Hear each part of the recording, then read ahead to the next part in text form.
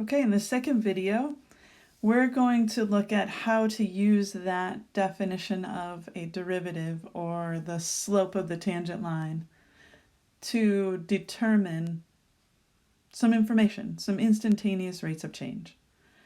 So this first problem, use the limit definition of a derivative to find the slope and the equation of a tangent line. So that's going to be our goal. The function that I'm looking at is f of x equals x squared. And the reason I want to use this function first is because we know quite a bit about x squared. We know a lot about a parabola. And what we do know is that it's different than a linear function and that the slope is changing.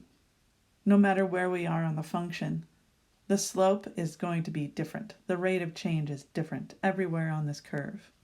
So if I look at some of these slopes, some of these rates of change, I can see that right here at this particular moment in time, the slope is positive and pretty steep. And then if I look at this moment in time, still positive, not quite as steep. And then similarly, if I continue on with that and I keep looking at all of these slopes, at all of these instantaneous moments in time, I can see that from x equals 0 to x equals infinity, the slopes are positive, all of them. And they start out at a 0 slope and then increase in their steepness as we move to the right.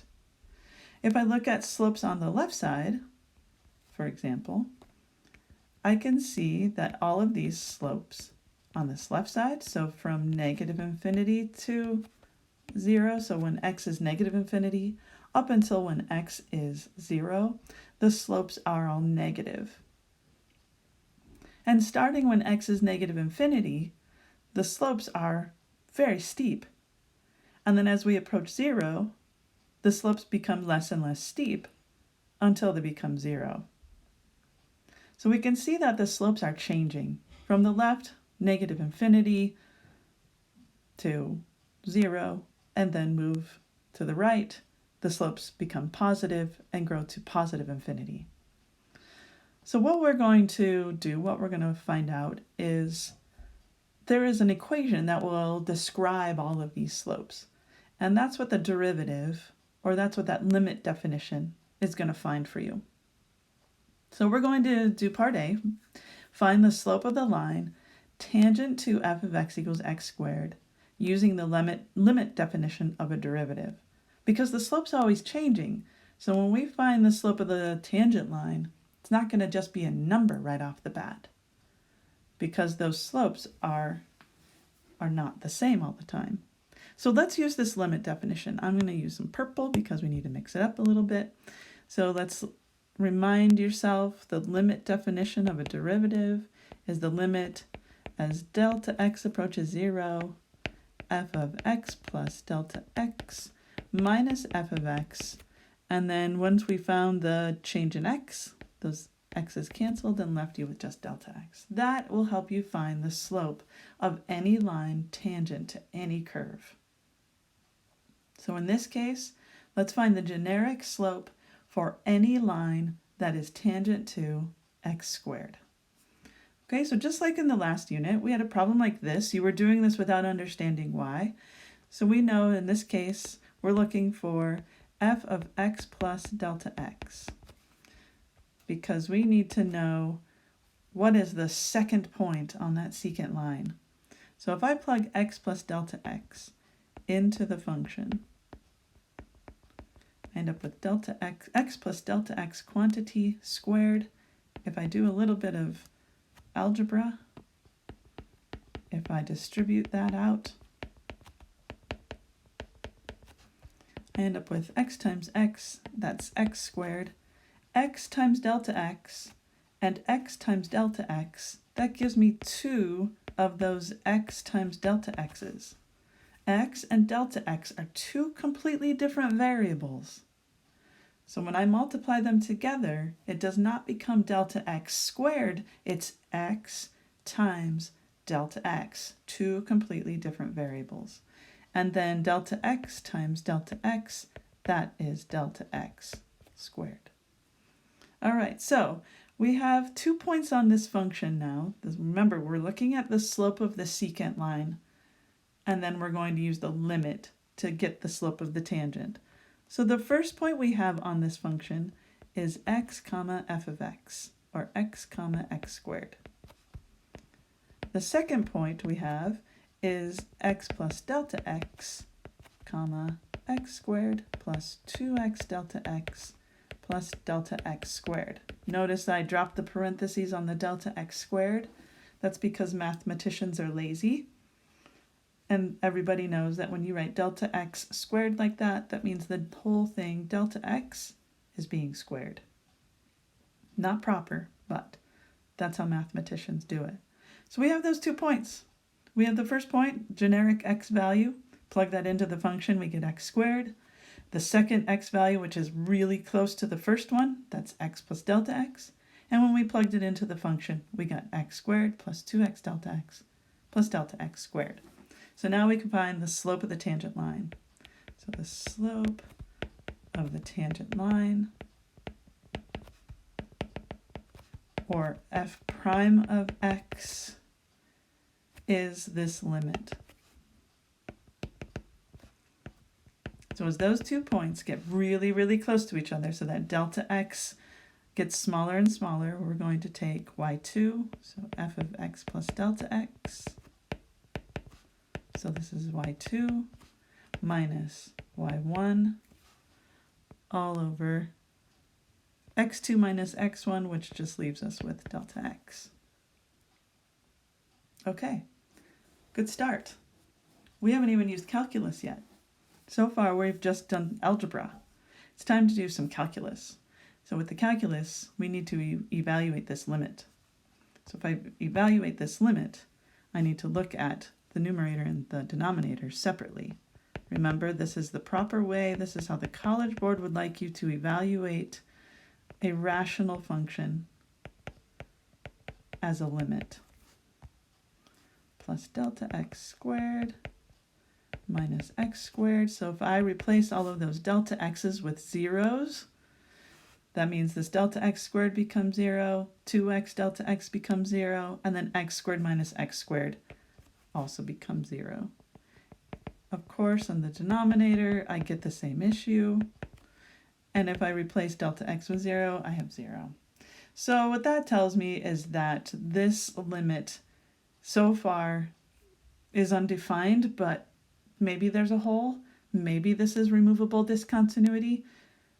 We have to do a little bit more work to see if we can find this limit. Okay, the first thing, and you might have noticed this a while ago, first thing that we can see is in the numerator, these x squareds will end up canceling each other out.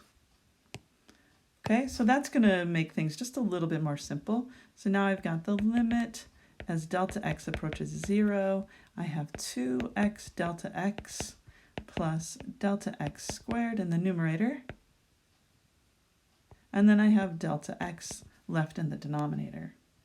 Plugging 0 in for those delta x's has not helped me at all. I still have 0 over 0.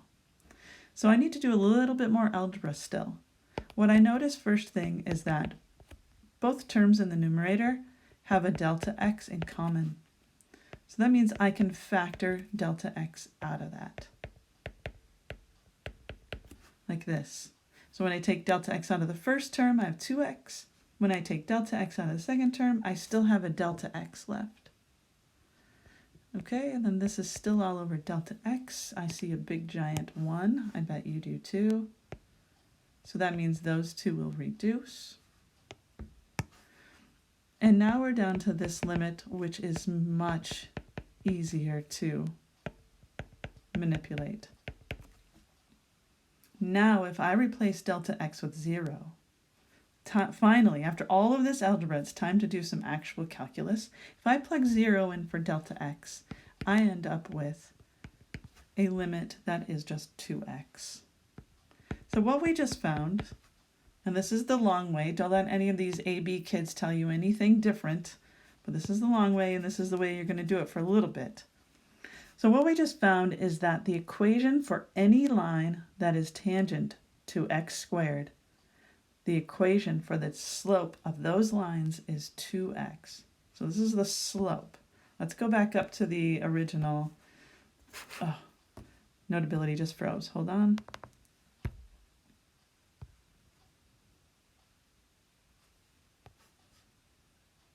Okay, so let's go back up to the graph. What we just found is that every single one of these tangent lines, the slope is going to be 2 times whatever the x value is that that point occurs. All of these are the same way. They all take on that same equation. That's how we're going to determine the slopes of these lines that are tangent to x squared. Okay, so let's use it. Let's go on to the next question. The next question says, find the rate of change of f of x equals x squared at those 5 points. Well, the rate of change is the slope. And what we just found, so I'll do the first one. The first one is at x equals -3. So what it's asking is, what is f prime of -3?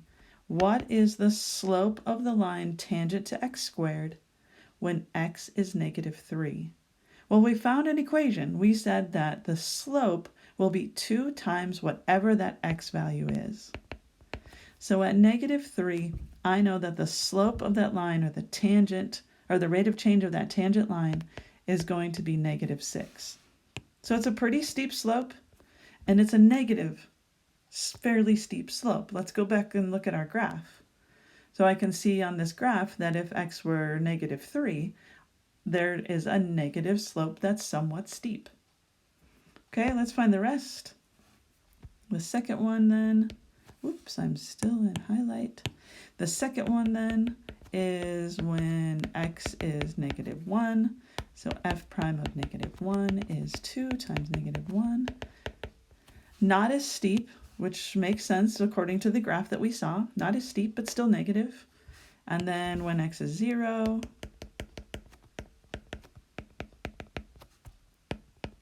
f prime of 0, 2 times 0, which is 0. It's exactly what we saw on the graph, that at the bottom of that curve, when x was 0, the slope is 0. That's a flat line. It's horizontal, and a horizontal line has a slope of 0. And then so on and so forth for the other two. And if we plug in 1 and we plug in 2, we'll get positive slopes. Okay, so we know the instantaneous rate of change. We know the slope of a line tangent to x squared at any given point. Anything I give you now, you can tell me the slope. So the next question then is, what is the equation of the line, that tangent line that is touching the x squared graph at only one single point? You may have seen point slope form in pre-calculus. If not, here it is again. What I like about point slope form is that you need to know two things. You need to know a point, go figure, and you need to know a slope. So the point we need to know, or the point is the x1 and y1 part of this graph. So the x1 and the y1, that's the point on the line. And the slope is m. Okay, makes sense. So if we can find a point on the line and the slope of the line, we can write the equation of the line. Well, we just did a bunch of work. Write the equation of the line tangent to f of x equals x squared at x equals 2. I'm not going to do all of that work again. We found that the derivative, or the slope of the tangent line, is 2x. So in our case, the slope of this tangent line is found by plugging 2 into the derivative. So we found that slope is 4. Okay, so I'm going to complete this over here. We found that the slope is 4. I really should not have used x equals 2, but I did. Okay, the second thing we need to find is a point on this line. So we need to know an x and a y. Well, they told us the x. I told you the x. I told you that the x was 2. So we just need to find the y value. We need to find f of 2. So we know that x is equals 2. we need to find what is the y value of the function when x is 2 and the y value is 4. Okay, we know everything we need to know then to write the equation of this tangent line, 2x squared, at the point when x is equal to 2. So let's plug those things in. Y minus the y value we found, the point on the function, the y value is 4. M is the slope of that tangent line, and that slope is 4. And then x minus x1, the x value of the point of tangency, is 2. So there we go. That's the equation of the line tangent to that curve. Right now you're thinking, oh, okay, so what? But it will come in handy. It's just going to take some time. So we're just doing baby steps right now. We're working through some of these processes, and then we'll use this later on. Okay, let's do one more. This one is heavy algebra, but really good.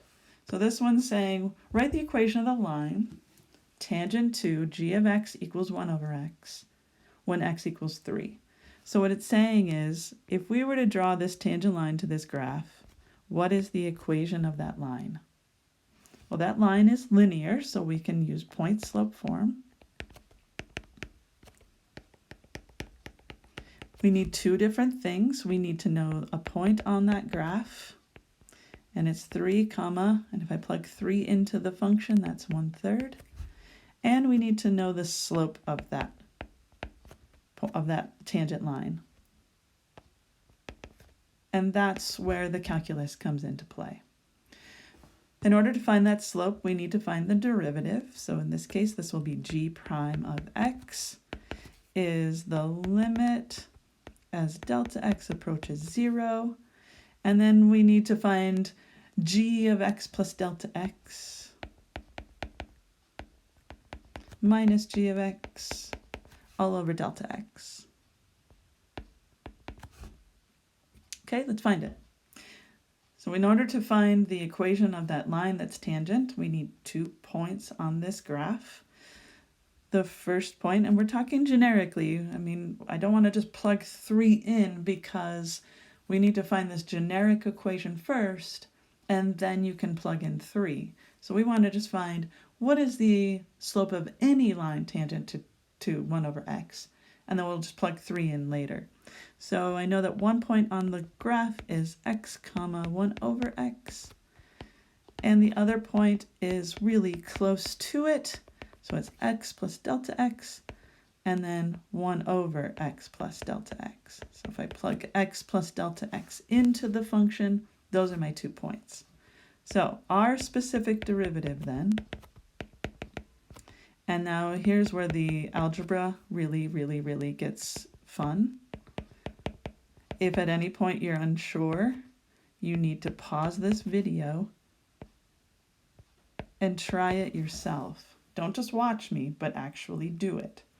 So I did y2, 1 over x plus delta x, minus y1, which is 1 over x, all over delta x. So here comes the algebra. If I plug delta x, or 0 in for delta x, I get 1 over x minus 1 over x on the top, so that's 0 and 0. So that means we need to do a little bit more work here. Well, what I notice in the numerator is that there are 2 fractions, so I need to do some work with those fractions. And what I want to do is get a common denominator between those 2 fractions. I'm going to spread this out a little bit so I've got some room to write. I need to find a common denominator. I'm going to use orange because I'm tired of purple. So what that means is I need to multiply these fractions by a fancy form of 1. And in this case, my fancy form of 1 is x because this fraction has x. Okay, I need to multiply this fraction by a fancy form of 1, and that fancy form of 1 is x plus delta x over x plus delta x, because this fraction has x plus delta x. All right, so I didn't change anything. I just wrote them so they were both multiplied by a fancy form of 1, not changing the overall value. Don't forget this entire thing is over delta x. And also, don't lose that limit, because we have yet to do calculus. This is all just pre-calc right now. Okay, so I'm going to combine these fractions together. So I'm going to, x times 1 is x. I'm going to leave this as x times x plus delta x for now. Hopefully I won't have to multiply them. And then on the right fraction, 1 times x plus delta x. And I'm going to leave this as it is, and hopefully I won't have to multiply it through, all over delta x. Okay, we've got a common denominator. Now it's time to combine these two fractions. One of the biggest things people miss is distributing this negative to both of those parts. So when we distribute the negative to both of those parts, what happens is that this x and this x cancel, and I'm left with negative delta x in the top of that numerator. And then this, and then this is all over delta x. So I just combined those two fractions together because they had a common denominator. All right, next step, we're getting close, we're getting really close. The next step then is to try to divide those fractions, because right now we still have this over 0, not going to help us. But I can rewrite this, I'm going to use orange again, I can rewrite this as delta x over 1, so it's a fraction divided by a fraction. And what we do know is when you divide a fraction by another, is that you can flip that bottom fraction and then multiply these two. So in other words, sorry, I hit my home button. In other words, I can flip this over and multiply. And the really convenient part about that is that this delta x and that delta x are a big fancy form of 1. So the way this limit then simplifies out, I have negative, oops, not equals.